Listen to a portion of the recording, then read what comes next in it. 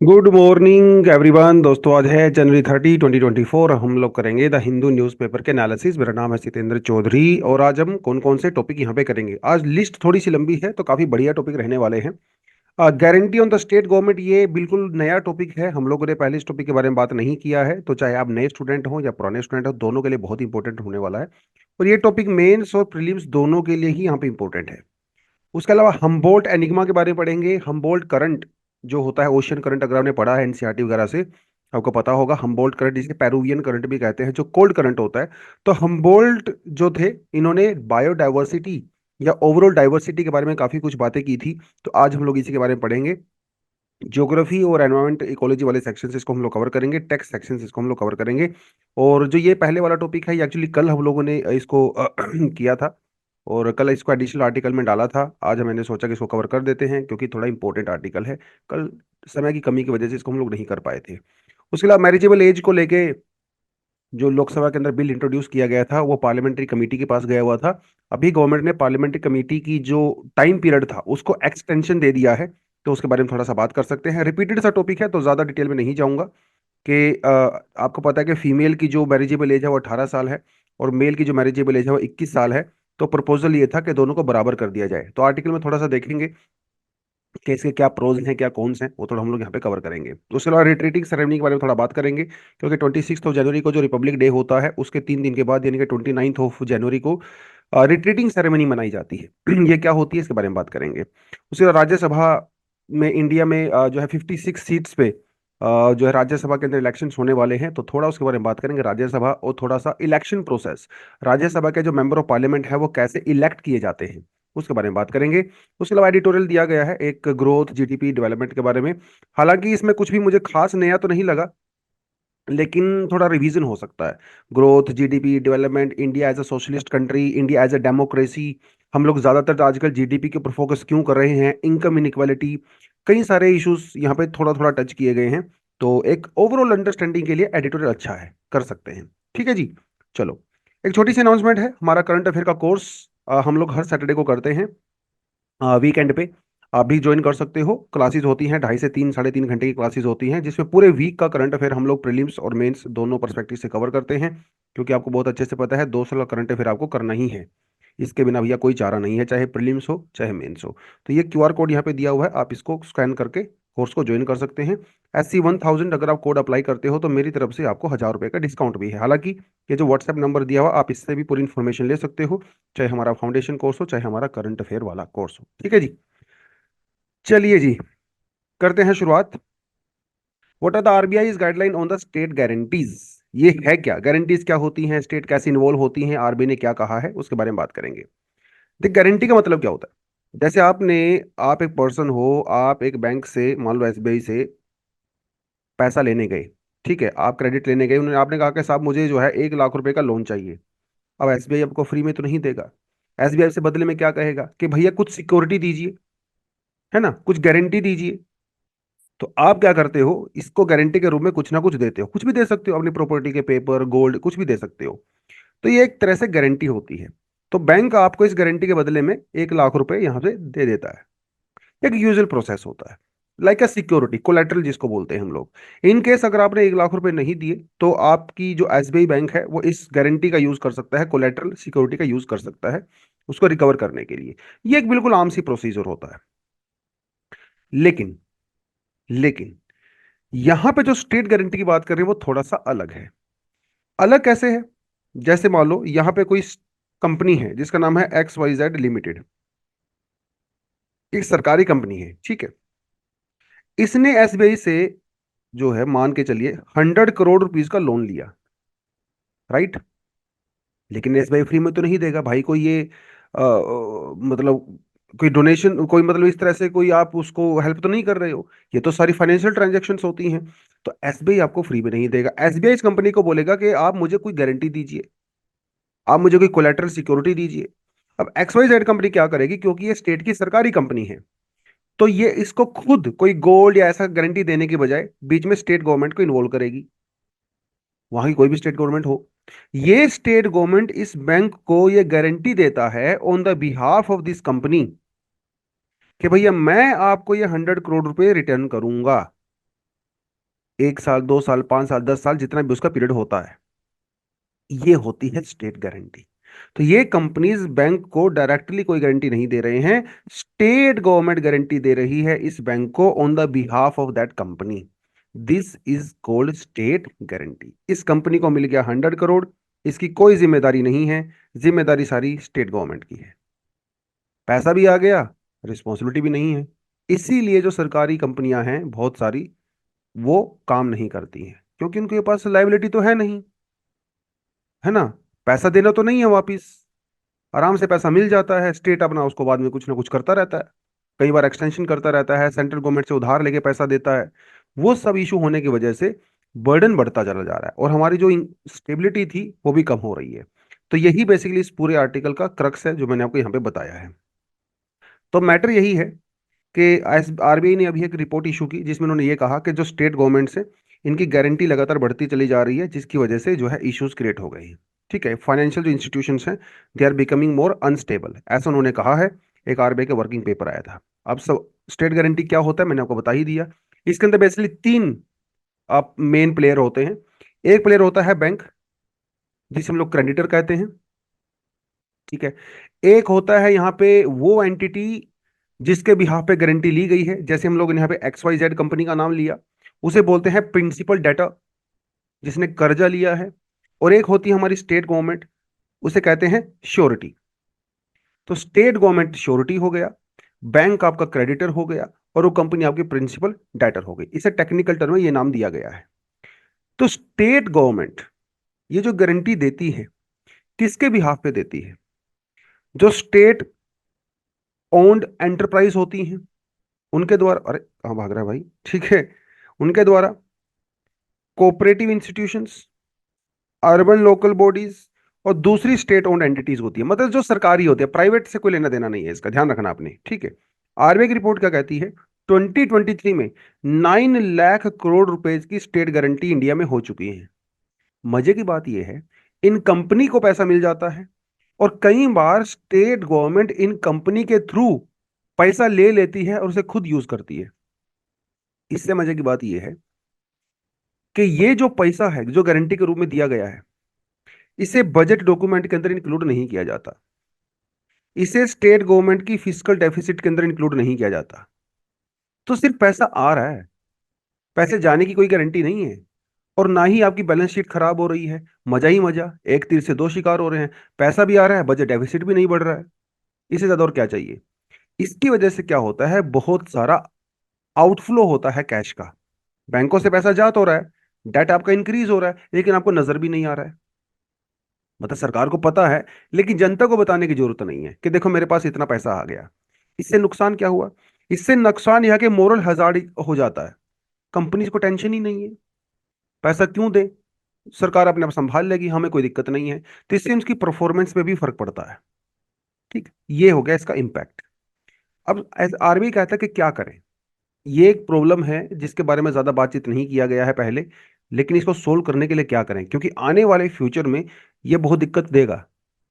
ठीक है, आपने जो सिक्योरिटी दिया है वहां पे उसकी लिमिटेशन 5 साल, 10 साल या 15-20 साल तक हो सकती है, लेकिन फ्यूचर में कभी ना कभी तो दिक्कत आएगी ना, जो बैंक आपने आपसे फाइनली पैसा मांगेंगे।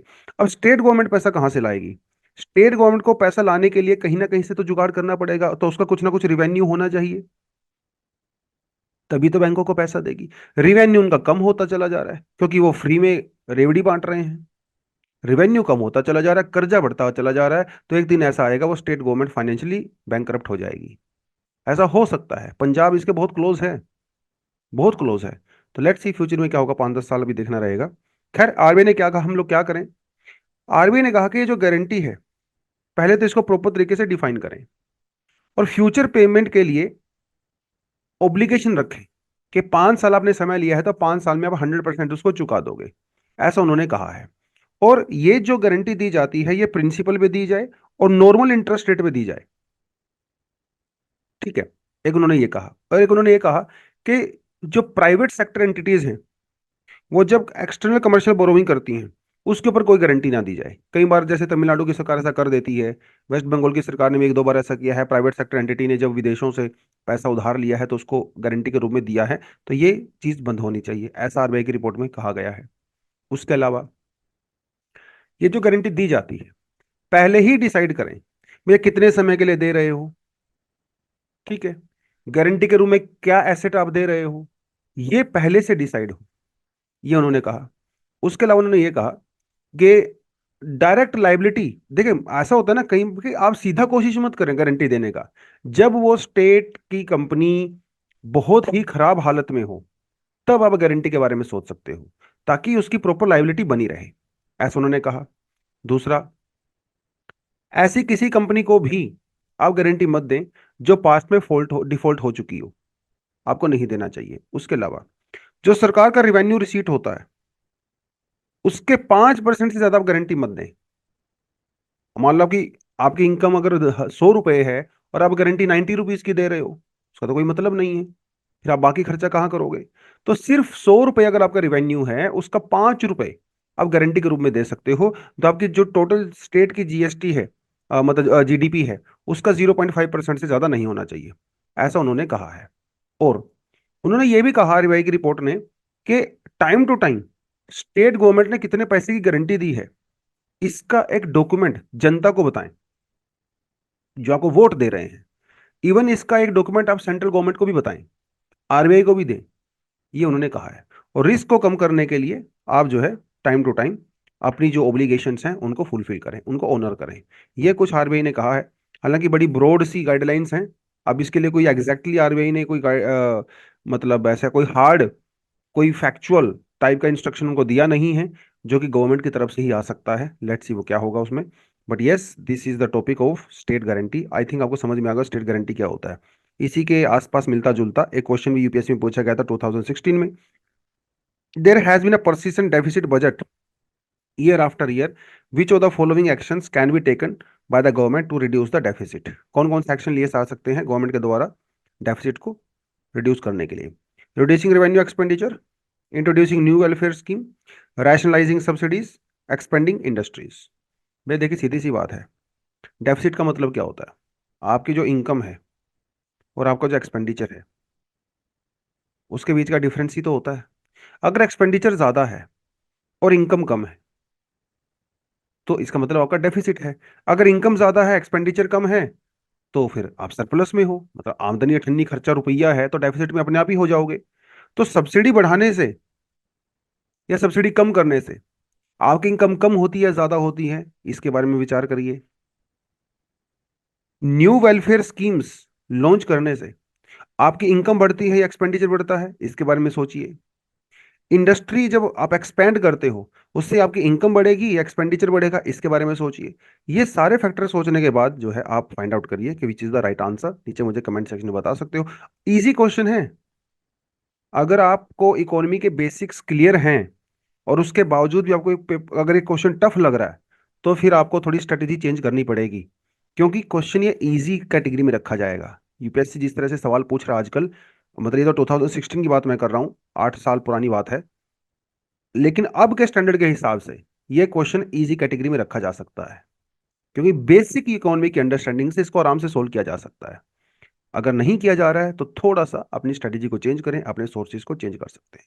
तो नीचे कमेंट सेक्शन में इसका आंसर सबने जरूर बताना है, चाहे आप नए स्टूडेंट हो चाहे पुराने स्टूडेंट हो। ठीक है, डरना नहीं है कि गलत हो जाएगा। अरे गलत ही तो हो जाएगा, क्या बात हो गई, गलत होगा तभी तो चीज़ें सही होती हैं। अगर आप ऐसे सोच रहे हो कि पहले अटेम्प्ट में सब कुछ सही होगा तो फिर आप एक पैरेलल वर्ल्ड में जी रहे हो। प्रैक्टिकल वर्ल्ड ऐसे काम नहीं करता है, गलतियां करते हैं सुधारते हैं, तब इंसान आगे बढ़ता है।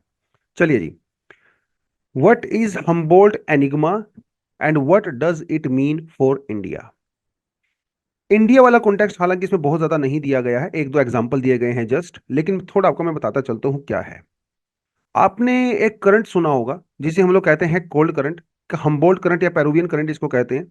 अगर आपने थोड़ा बहुत एनसीईआरटी पढ़ा है तो यहाँ पे एक कोल्ड करंट चलता है, कोल्ड ओशन करंट चलता है, जिसे पेरुवियन करंट या हम्बोल्ट करंट कहते हैं। क्योंकि हम्बोल्ट जो है वो एक ज्योग्राफर थे, क्लाइमेटोलॉजिस्ट थे, और भी बहुत कुछ थे।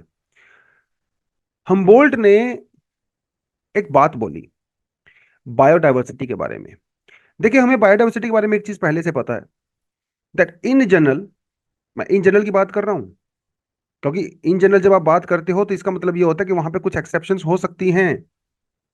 इन general biodiversity decreases from equator to poles. ये स्टेटमेंट करेक्ट है इन जनरल, बिल्कुल करेक्ट है जी। लेकिन क्योंकि मैंने यहाँ पे जनरल लिखा है, तो इसका मतलब there can be some exceptions.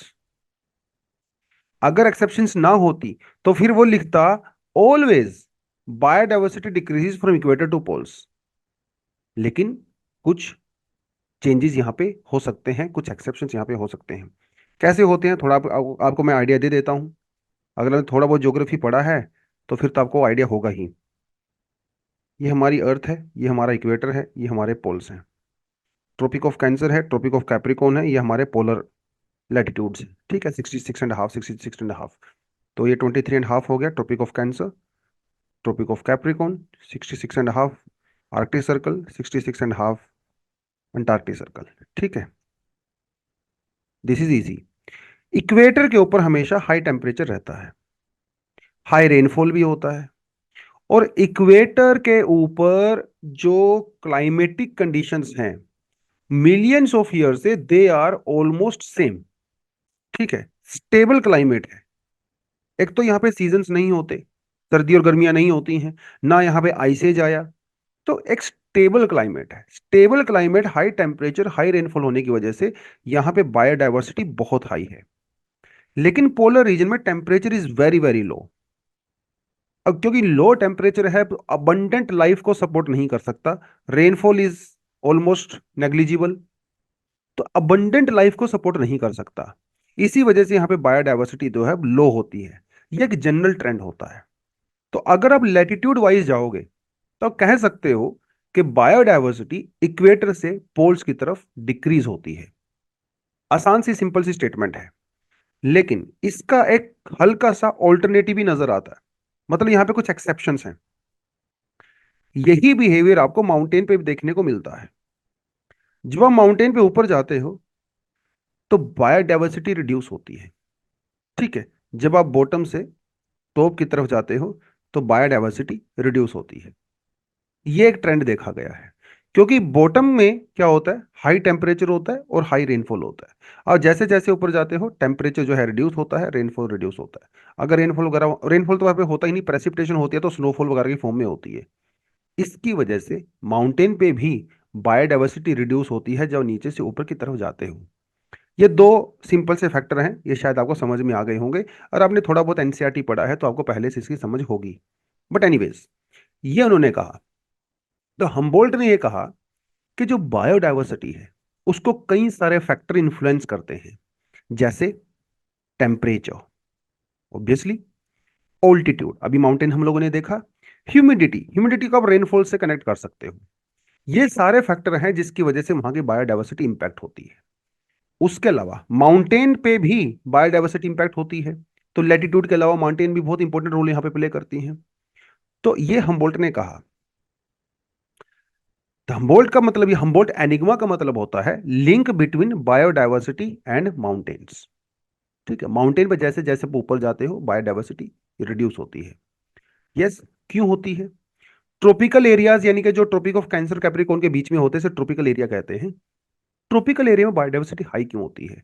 क्योंकि यहाँ पे ज्यादा सनलाइट होती है, रेनफॉल ज्यादा होता है, जिसकी वजह से यहाँ की जो प्राइमरी प्रोडक्टिविटी है वो बहुत ज्यादा है, तो ज्यादा डाइवर्सिटी होती है।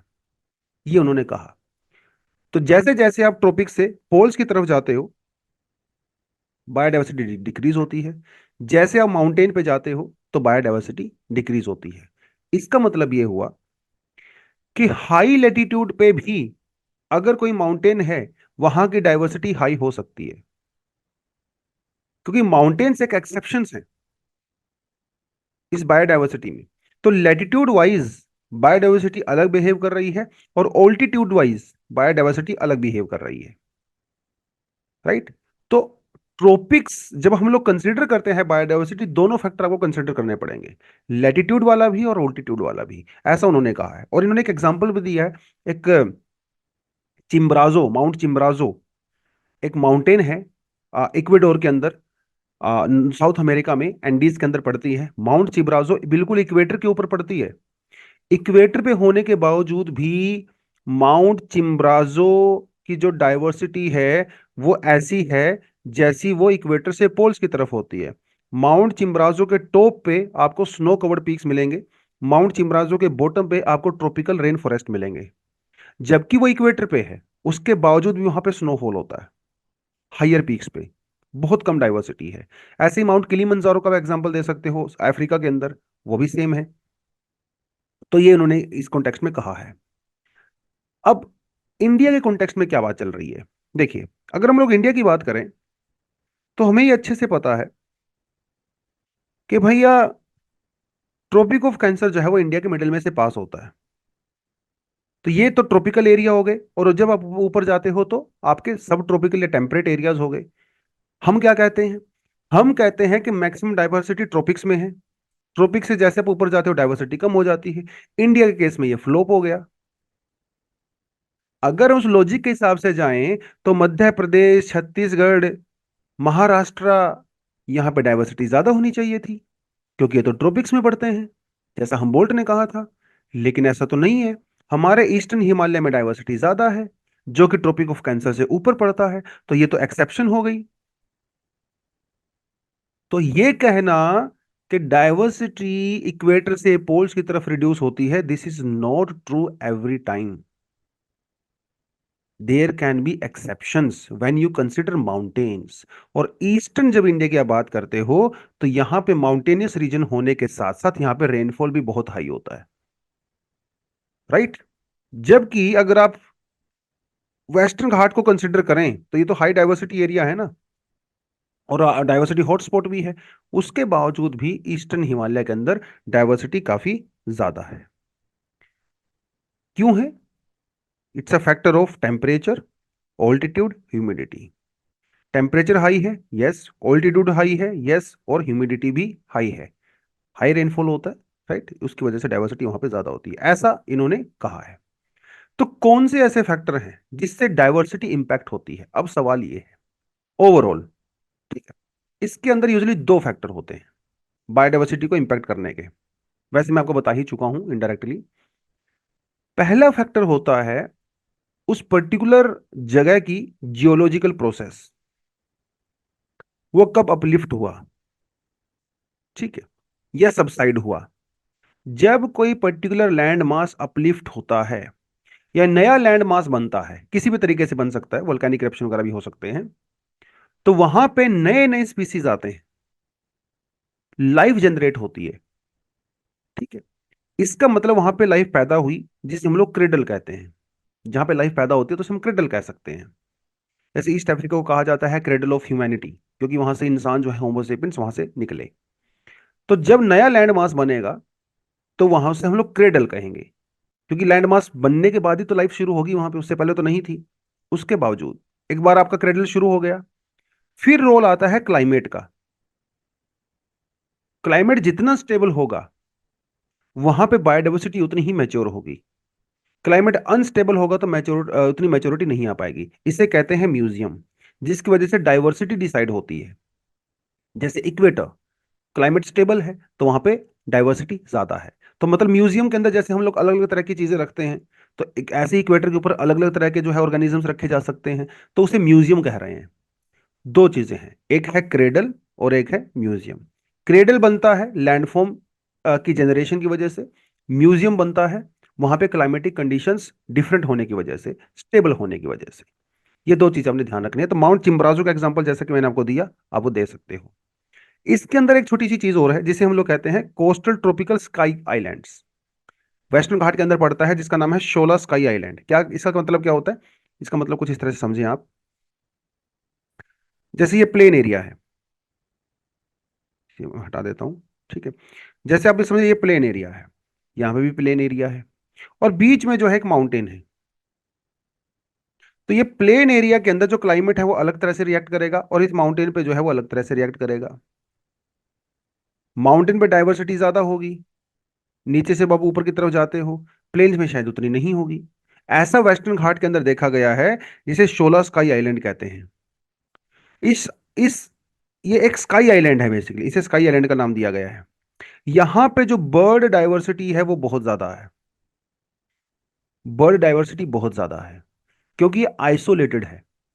इस वजह से। तो बायोडाइवर्सिटी के ना बहुत सारे फैक्टर हो सकते हैं। अगर आपका जो लैंड मास है जिसको आप कंसिडर कर रहे हो, अगर वो स्टेबल है, वहां का क्लाइमेट अगर स्टेबल है, तो वहां की डाइवर्सिटी ऑलरेडी काफी ज्यादा होती है। ऐसा इन्होंने यहाँ पे कहा है। ठीक है जी, बस इसका पूरे का पूरा जिस्ट बेसिकली यही था। बार बार वो माउंटेन्स की बात कर रहा है, ऑल दैट वो सब कर रहा है। अपार्ट फ्रॉम दैट, बायोडाइवर्सिटी के लिए एक और फैक्टर बहुत रिस्पॉन्सिबल होता है, लैटिट्यूड ऑल्टीट्यूड से अलावा। वो होता है वहां की सोयल, या फिर वो रॉक जिससे वो माउंटेन बनी है। अगर माउंटेन एक ही तरह की रॉक से बनी है, माउंटेन कह लीजिए, कोई लैंड मास कह लीजिए, अगर वो एक ही तरह की रॉक से बनी है, तो वहां पे डाइवर्सिटी कम होती है। बट अगर वहां पे डिफरेंट डिफरेंट तरह की रॉक्स पाई जाती हैं, तो वहां पे बायोडाइवर्सिटी ज्यादा होगी, क्योंकि रॉक डिसाइड करती है वहां की सोइल। रॉक एक पेरेंट मटेरियल होता है सोइल को बनाने के लिए। जैसे कहीं पे अगर वल्केनिक इरप्शन हुआ है, तो वहां पे अलग तरह की रॉक होंगी, वहां पे अलग तरह की सोइल होगी। जैसे हमारे पास ब्लैक सोइल है इंडिया में, क्योंकि वो वल्केनिक ओरिजिन की है। कहीं पे एलुवियल सोइल होगी। यस, अलग अलग तरह की सोइल हो सकती है हमारे पास। अलग अलग तरह की रॉक्स की वजह से अलग अलग सोइल डेवलप होती है, जो वहां की बायोडाइवर्सिटी डिसाइड करती है। ये भी एक बहुत इंपॉर्टेंट फैक्टर है। तो बायोडाइवर्सिटी के लिए हम लोग दो तीन फैक्टर पढ़ लिए हैं। एक है लैटिट्यूड, एक है ऑल्टीट्यूड, एक है वहां की रॉक्स, और एक है आइसोलेशन। तीन चार फैक्टर जो इस आर्टिकल के अंदर बताए गए हैं, आप इसको अपने नोट्स के अंदर ऐड कर सकते हो। बट अभी भी कुछ चीजें ऐसी हैं जिसका आंसर हमें नहीं मिला है। जैसे अभी तक बायोडाइवर्सिटी के लिए हम लोगों ने जेनेटिक स्टडी ज्यादा नहीं की है, लेकिन की जानी चाहिए, जिसकी वजह से हमारे पास एनफ डेटा नहीं है। हो सकता है इन फैक्टर्स के अलावा कुछ और फैक्टर भी रिस्पॉन्सिबल हो, जैसे जेनेटिक स्टडीज। जैसे अगर देखें हम लोग वेस्टर्न घाट और ईस्टर्न घाट, इंडिया की अगर हम लोग बात करें, तो we have western Ghat, we have eastern Ghat. Western Ghat के अंदर काफी ज्यादा इंडिजेनस बर्ड स्पीसीज पाए जाते हैं, जबकि ईस्टर्न घाट के अंदर इंडिजेनस एंडेमिक बर्ड स्पीसीज नहीं पाए जाते। इसका रीजन क्या है, ये हमें नहीं पता। इसके लिए आपको जेनेटिक स्टडीज करनी पड़ेंगी, ठीक है, जो अभी तक हुई नहीं है। तो अभी तक मॉडर्न मतलब हम लोग टेक्नोलॉजी का यूज करके ये सब कर सकते हैं। तो apart from this factor, there can be other factors also जो बायोडाइवर्सिटी को इंपैक्ट करते हैं। ठीक है जी, तो ये है इस आर्टिकल का पूरा खेल। तो अगर आप यहाँ से कोई आंसर लिखना चाहो तो लिख भी सकते हो, बहुत अच्छा आंसर बनेगा, यहाँ से क्वेश्चन भी अच्छा बनेगा। मतलब अगर मैं आपको बोलूं, तो आप ये लिख सकते हो that what do you understand by biodiversity. देखो, अच्छा राइटिंग पे मत जाना, क्योंकि मैं बोल रहा हूँ साथ के साथ। What do you understand by biodiversity, discuss the factors influencing biodiversity with examples. ऐसा क्वेश्चन एक 150 वर्ड में आपका बन सकता है। या फिर वो ऐसा भी बोल सकता है, explain the concept of Humboldt enigma, enigma in the context of biodiversity. 150 words, 10 marks. ऐसा आपसे क्वेश्चन पूछा जा सकता है। तो अगर ये क्वेश्चन आ गया, तो मैं मानूंगा कि ये इजी क्वेश्चन है, क्योंकि हम लोग इसके बारे में डिसेंट डिस्कशन कर चुके हैं, और ये इस कंटेंट से आराम से आपके 150 वर्ड से ज्यादा हो जाते हैं। ठीक है जी, चलो आगे बढ़े। नेक्स्ट अपने पास आता है, committee examining bill on the marriage age gets extension. ठीक है, तो बेसिकली लोकसभा के अंदर इस बिल को इंट्रोड्यूस किया गया था 16 जून को। आ, लेकिन फिर ये जो बिल है वो पार्लियामेंट्री कमेटी के पास चला गया एग्जामिन करने के लिए। पार्लियामेंट्री कमेटी को जो टाइम दिया गया था वो खत्म हो चुका है। इस कमेटी को अभी हम लोगों ने और एक्सटेंशन दी है। तो ये कमेटी जो है जून तक, ठीक है, अपनी रिकमेंडेशन फाइनली देगी। और उसके बाद हमारे होने वाले हैं यहाँ पे जनरल इलेक्शंस। तो जनरल इलेक्शन के बाद ये वैसे ही लैप्स हो जाने वाला है। ठीक है, खैर वो एक अलग बात है, जब वो लैप्स होगा तब उसके बारे में बात करेंगे। अब सवाल ये है, ये आर्टिकल पहले भी एग्जाम में पूछा जा चुका है। मतलब हम लोगों ने पहले इसको किया था, ये पुराना आर्टिकल है, काफी पुराना, 8-10 महीने पुराना आर्टिकल है। तो उस समय उपाध्याय जी, एक मिस्टर उपाध्याय एक लॉयर हैं जो काफी ज्यादा पीआईएल वगैरह फाइल करते रहते हैं कोर्ट में।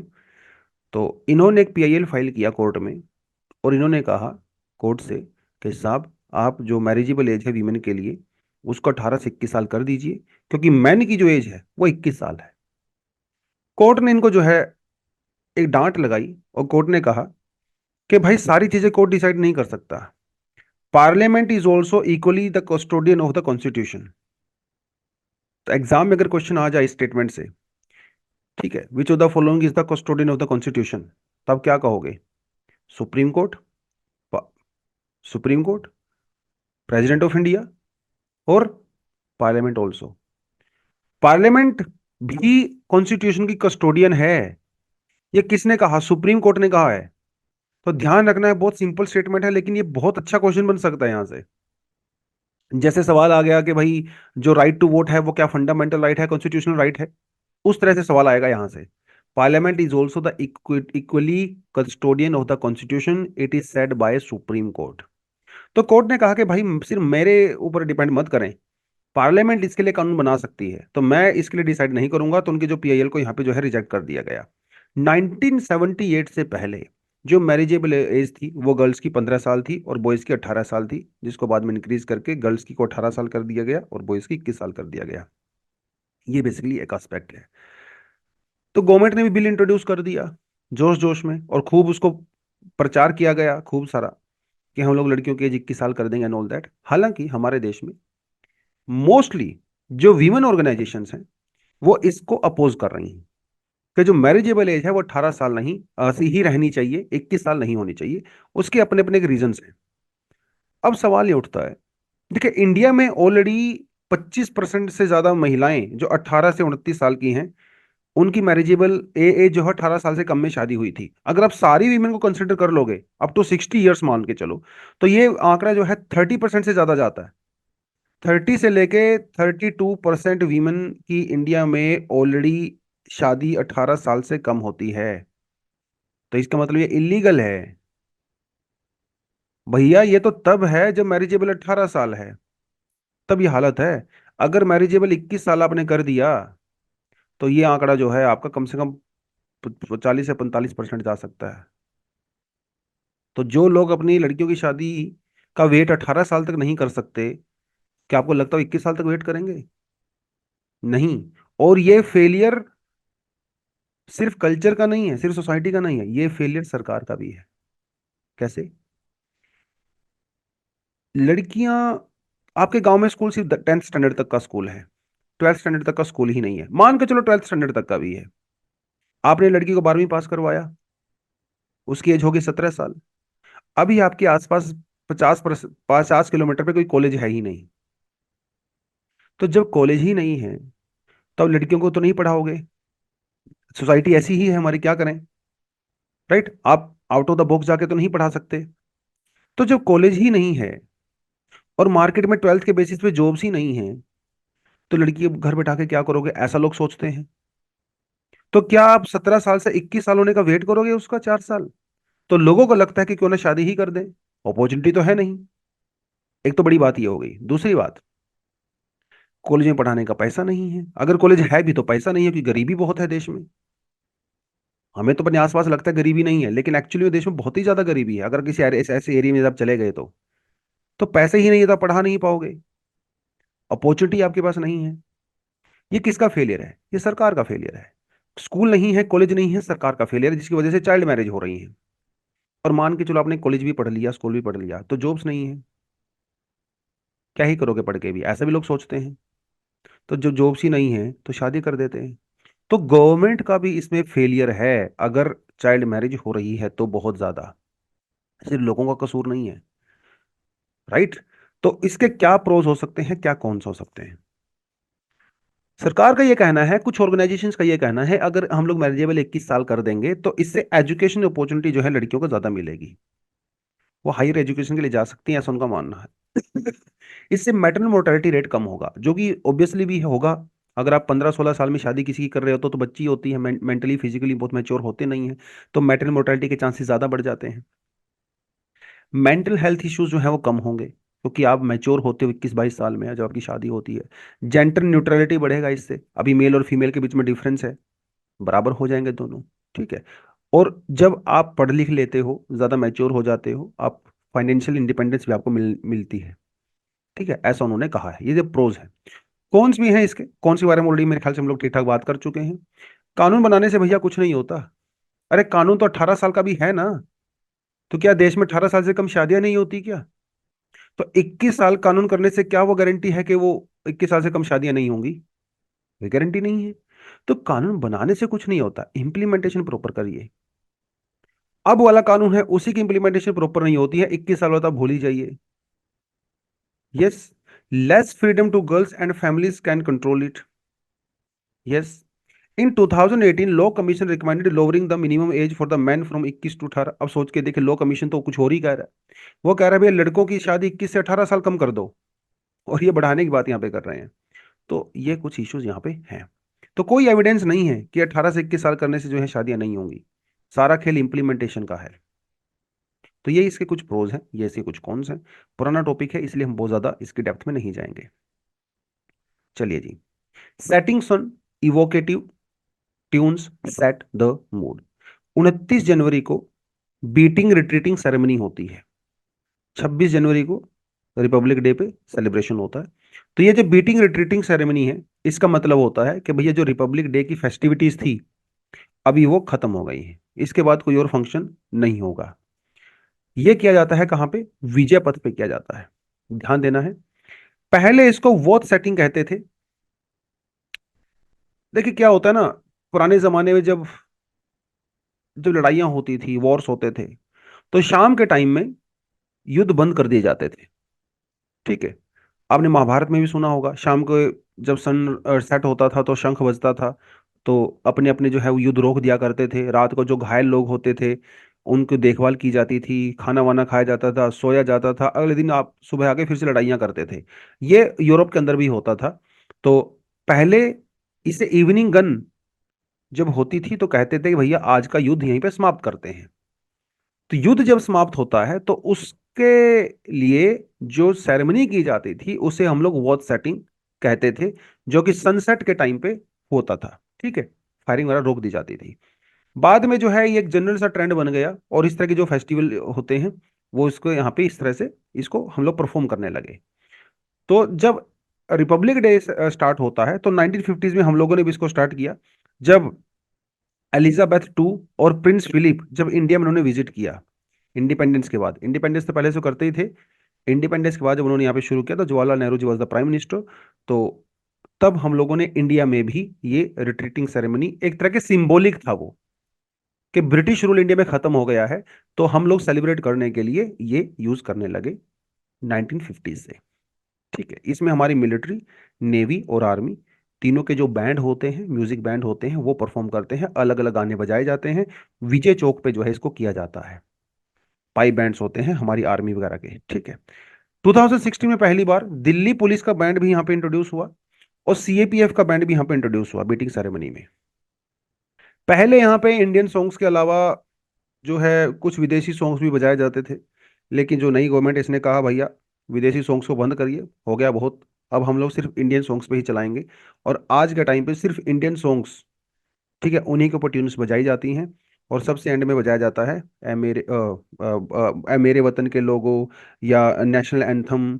ठीक है, ऐसा कोई फिक्स नहीं है, अलग अलग बजाए जाते हैं। जैसे यहाँ पे इन्होंने बोला है कि इस बार जो है मेरे वतन के लोगो को जो है वो हम लोगों ने चलाया। ठीक है, कोई ऐसा फिक्स नहीं है, थोड़ा बहुत रूल चेंज हो सकते हैं इसके लिए। तो this is your beating retreating ceremony. ठीक है, दो चार बातें हैं, प्रीलिम्स में अगर क्वेश्चन आ गया तो आप इसको हमें बता सकते हैं। चलिए जी, election to 56 Rajya Sabha seats on the February 27। तो 56 राज्यसभा सीट्स वेकेंट हो गई हैं, जिनके लिए अभी हम लोग इलेक्शन करवाने वाले हैं अलग अलग स्टेट्स में। तो थोड़ा सा हल्का सा, ठीक है, वैसे तो सेल्फ स्टडी के लिए ही होता है, राज्यसभा के बारे में थोड़ा सा बात कर लेते हैं।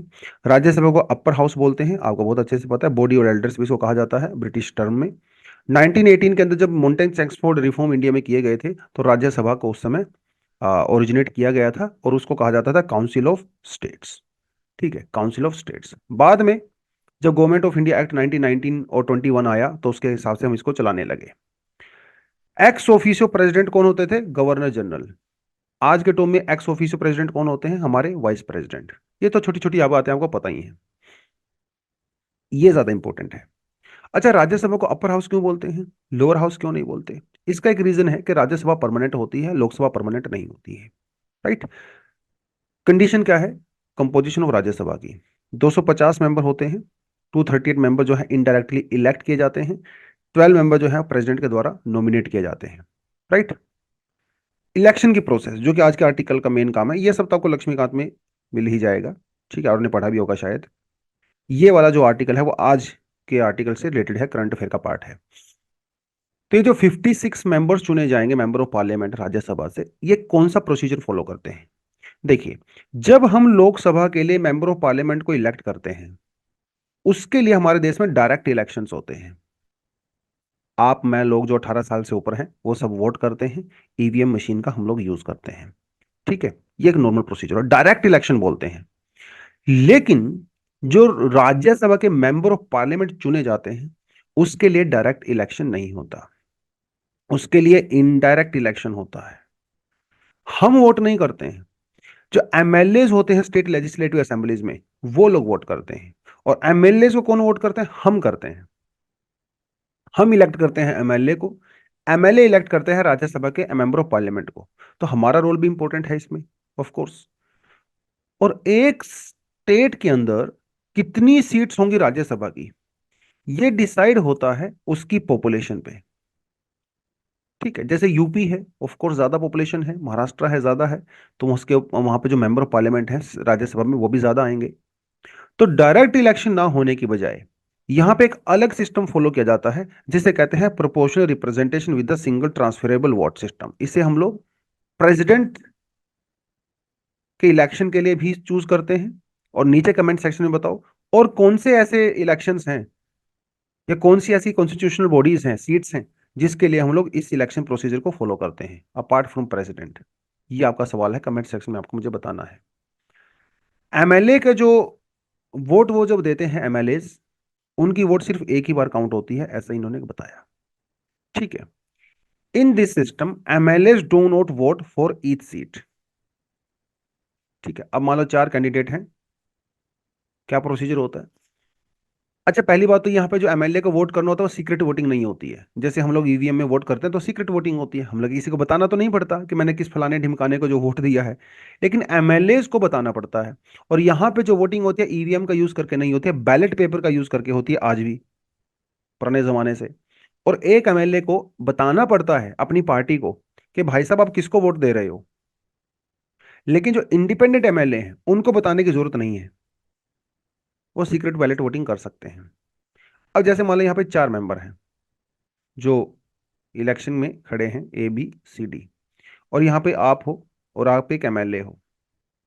तो आप क्या करो, आप अपने फेवरेट कैंडिडेट को चूज नहीं करोगे, सीधा सीधा जितने भी एमएलए होंगे इन चारों कैंडिडेट में प्रेफरेंस देंगे। भाई मेरी पहली प्रेफरेंस ये है, दूसरी प्रेफरेंस ये है, तीसरी प्रेफरेंस ये है, चौथी प्रेफरेंस ये है। ठीक है जी। अब जितने भी एमएलए होंगे उन सबकी फर्स्ट प्रेफरेंस को काउंट किया जाएगा, किसने किस कैंडिडेट को फर्स्ट प्रेफरेंस दिया है, और फिर उसकी वोट को काउंट किया जाएगा। अगर ये वोट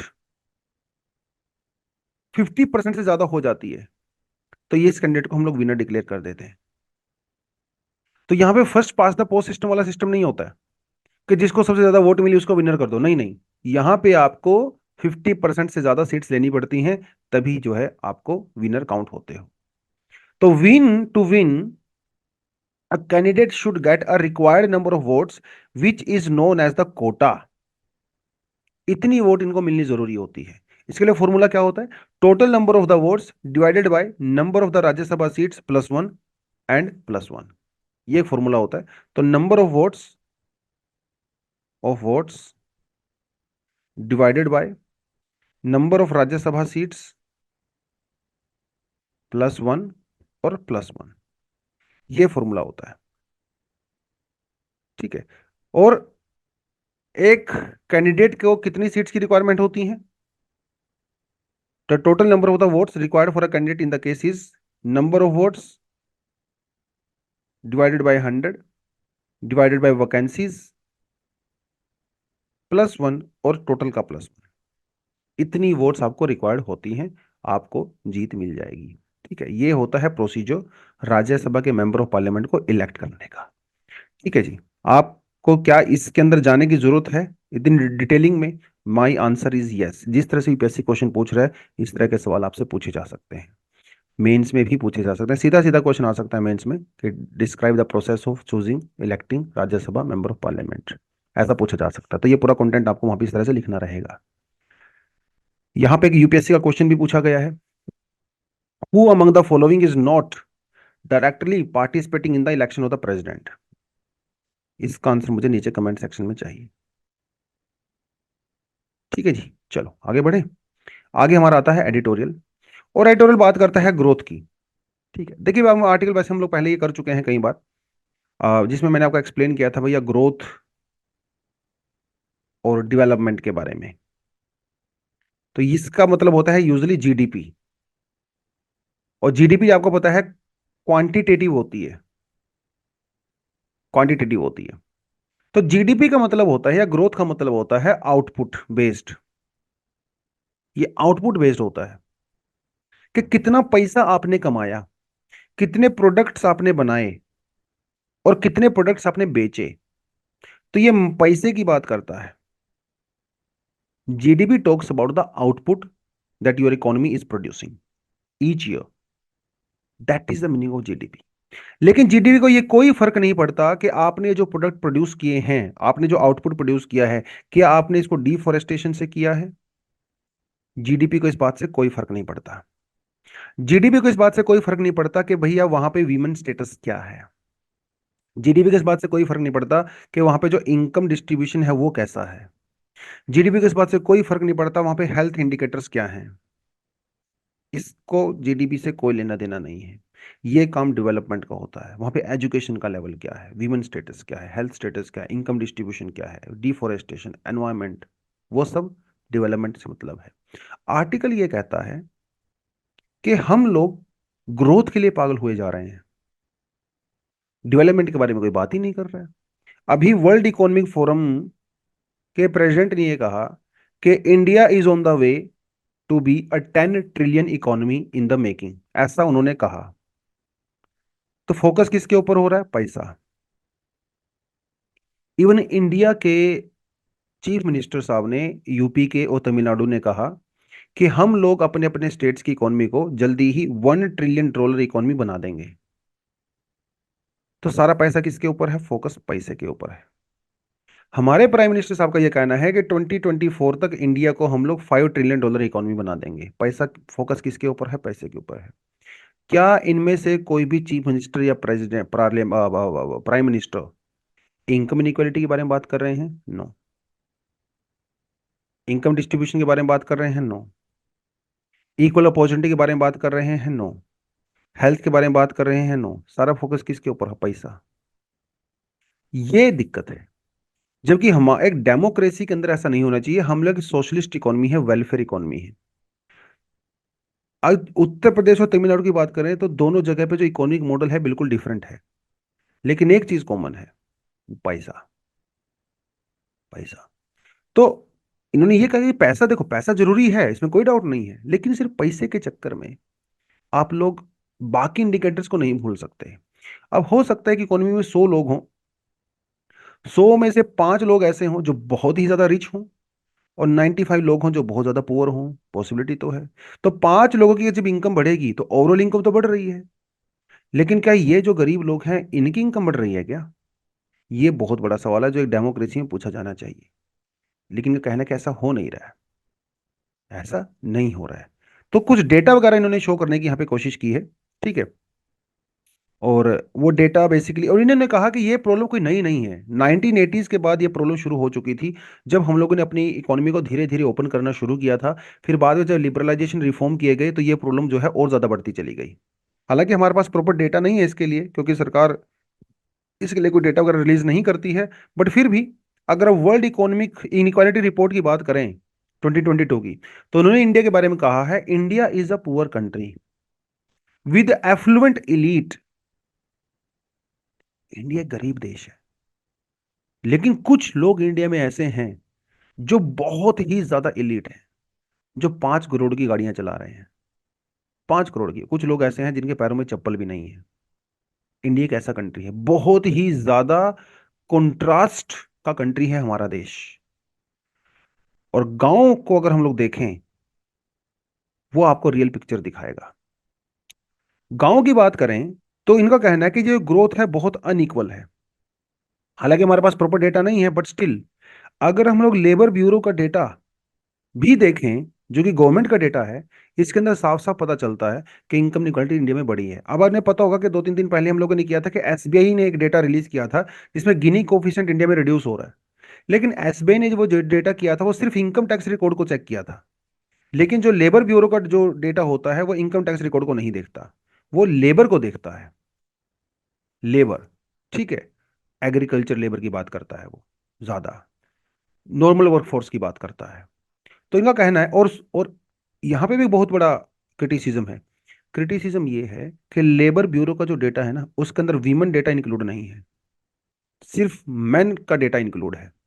फिर भी अगर मान के चले हम, वही चलो वीमेन और मेन जो है वो इक्वली पैसा कमा रहे हैं एग्रीकल्चर वेज के अंदर, तब ये डेटा क्या कहता है?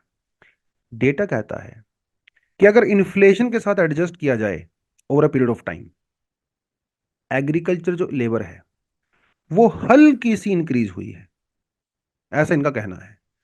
4.6% इंक्रीज हुई है over a period of last 9 years, ऐसा इन्होंने कहा है। ठीक है, उसके अलावा जो नॉन एग्रीकल्चर वर्कर्स हैं,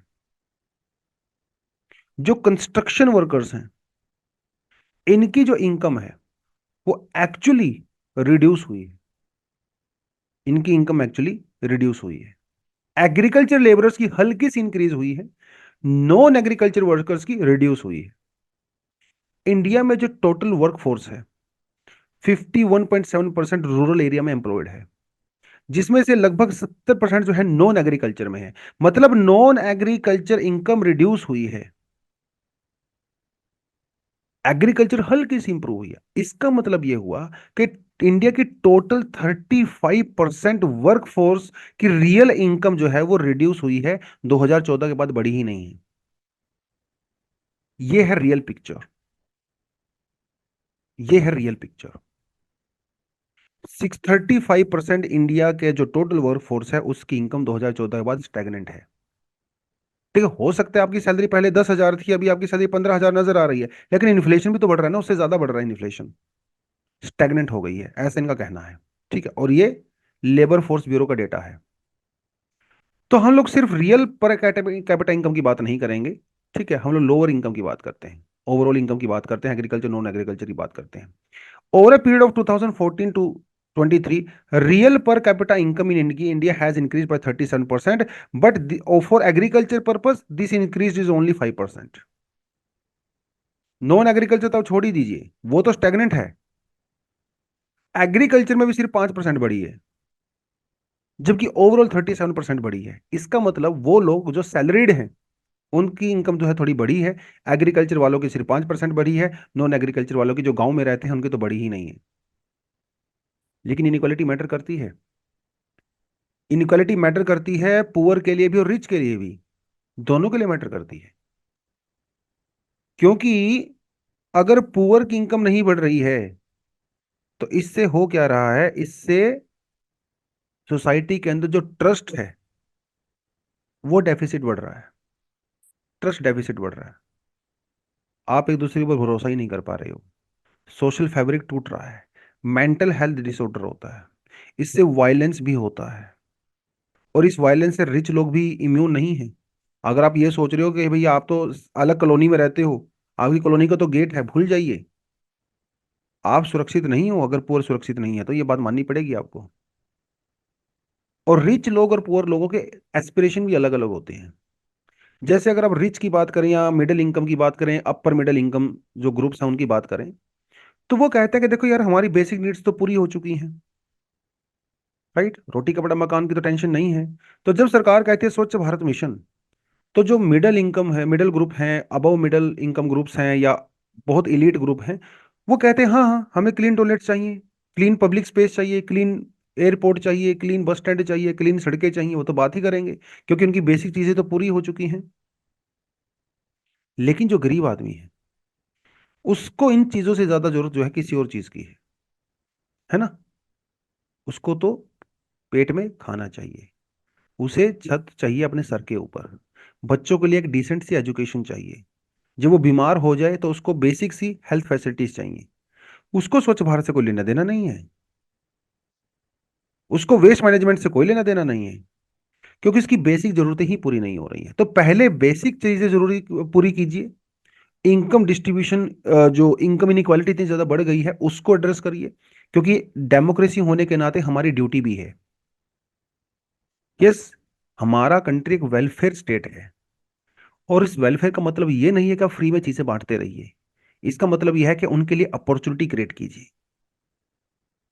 आप उनको खाने के लिए एक फिश मत दीजिए, आप उनको ये बताइए कि फिशिंग करते कैसे हैं।